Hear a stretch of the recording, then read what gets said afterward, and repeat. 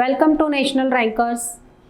मैं हूं आभा गुप्ता सेरीवाल और हम पढ़ रहे हैं क्लास 12th का अकाउंट, जिसमें चैप्टर 11 के कुछ ऑब्जेक्टिव टाइप क्वेश्चंस हम लेकर आए हैं आपके लिए। कुछ क्वेश्चंस ऑब्जेक्टिव टाइप इसके पहले मैंने आपको बताए हैं और अब बाकी के जो ऑब्जेक्टिव्स हैं, जैसे कि सत्य असत्य हैं, एक शब्द में उत्तर दीजिए, सही जोड़ियाँ बनाइए, वो अब हम करेंगे।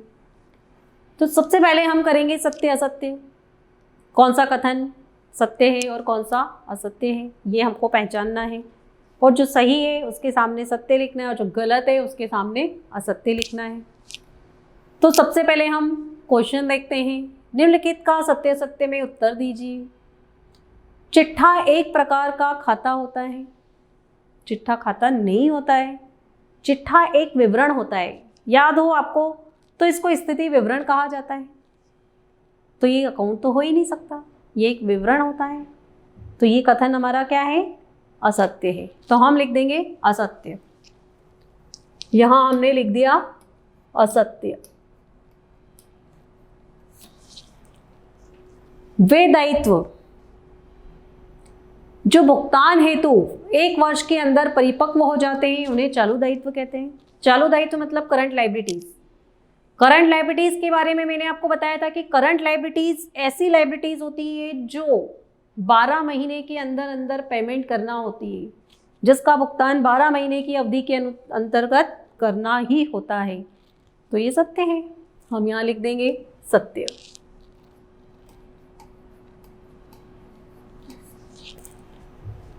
ख्याति एक प्रकार की चल संपत्ति होती है। चल संपत्ति मतलब करंट असेट्स।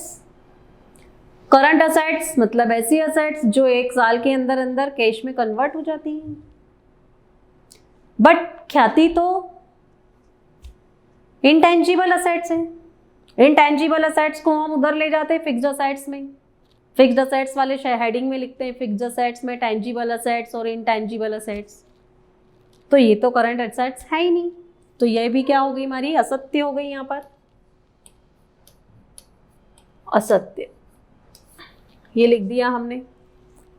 अब इसके बाद चौथे नंबर पे आ रहा है हमारा कि कंपनी अधिनियम 2013 में कंपनी के चिट्ठे के लिए सिर्फ लंबवत प्रारूप दिया गया है। लंबवत मतलब वर्टिकल। बिल्कुल सही है, हम वर्टिकल फॉर्म में बनाते हैं कंपनी अधिनियम 2013 के अनुसार। तो इसके आगे लिख देंगे हम सत्य। इसके बाद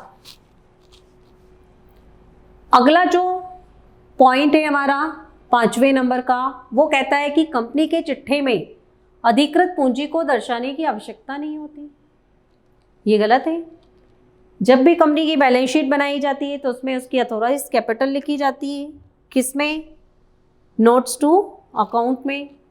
तो ये भी असत्य है। तो ये हो गए हमारे सत्य असत्य। अब हम करेंगे एक शब्द में उत्तर दीजिए। ये क्वेश्चंस दिए गए हैं हमको, इनका उत्तर हमको सिर्फ एक शब्द में देना है। तो सबसे पहला क्वेश्चन देखिए। सबसे पहला क्वेश्चन ये है कि कंपनी का स्थिति विवरण किस प्रारूप में बनाया जाता है। अभी इसके पहले मैंने आपको बताया कि कंपनी की जो बैलेंस शीट है वो लंबवत रूप में बनाई जाती है। तो यहां लिख देंगे हम लंबवत प्रारूप। वर्टिकल फॉर्म में बनती है ये। सेकंड है, क्या कंपनी के चिट्ठे में पिछले वर्ष से संबंधित आंकड़ों का प्रदर्शन करना आवश्यक होता है? हाँ, बिल्कुल ज़रूरी होता है। क्यों ज़रूरी होता है वो भी मैं आपको बता देती हूँ कि जो कंपनियां होती हैं वो पिछले वर्ष के आंकड़े भी उसमें लिखती हैं। जिस तरह से करंट ईयर वाला जो कॉलम है अभी तो हम उसमें लिखते नहीं है, क्योंकि हमारे पास तो पिछले साल के डाटा उपलब्ध होते नहीं हैं। लेकिन जो कंपनियां होती हैं, जो बड़ी बड़ी कंपनियां होती हैं, वो अपने करंट ईयर और प्रीवियस ईयर दोनों डाटास को पुट करती हैं, उसमें फीड करती हैं, जिससे कि वो दोनों को कंपेयर कर सके, उनकी तुलना कर सके और भविष्य के लिए भावी योजनाएं बना सके। प्रारंभिक व्यय, प्रारंभिक व्यय को किस विवरण में और किस मद में दिखाएंगे? तो ये हम दिखाएंगे गैर चालू संपत्ति में। किस में दिखाएंगे? गैर चालू संपत्ति, मतलब नॉन करंट असेट्स, इंग्लिश में इसको कहा जाता है नॉन करंट असेट्स। इसके बाद में कंपनी के लाभ को कौन से शीर्षक में दिखाया जाता है?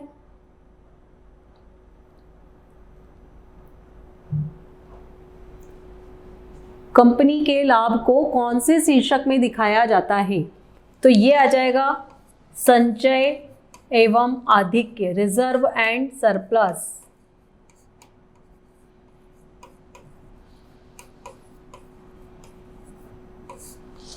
ये हो गया।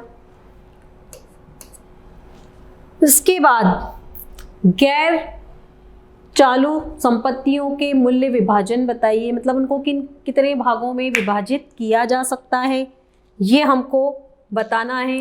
नंबर 1 मूर्त संपत्ति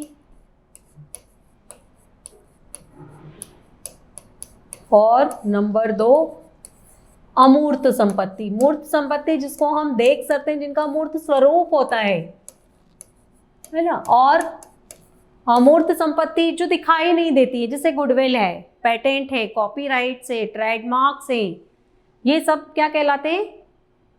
अमूर्त संपत्ति कहलाते हैं। तो ये हो गए हमारे एक शब्द में उत्तर दीजिए। एक शब्द में उत्तर देने के बाद अब हम करेंगे सही जोड़ियाँ।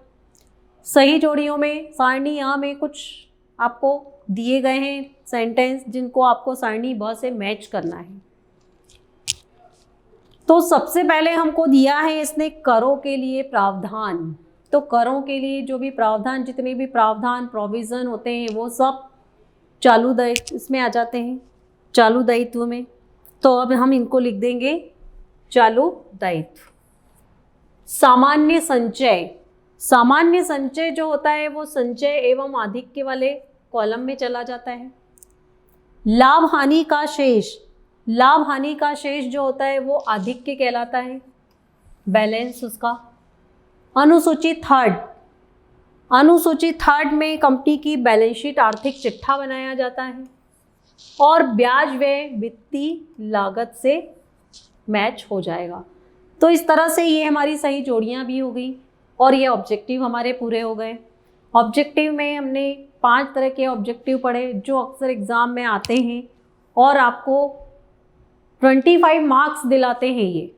तो इसके लिए हमको बहुत अच्छे से तैयारी करना चाहिए, इसकी थ्योरी बहुत अच्छे से आप पढ़ें तो आप यकीनन ऑब्जेक्टिव मतलब पूरे 25 नंबर के नहीं तो 20 से लेके 22 नंबर तक के ऑब्जेक्टिव तो आप वाकई में सॉल्व कर पाएंगे। Thank you.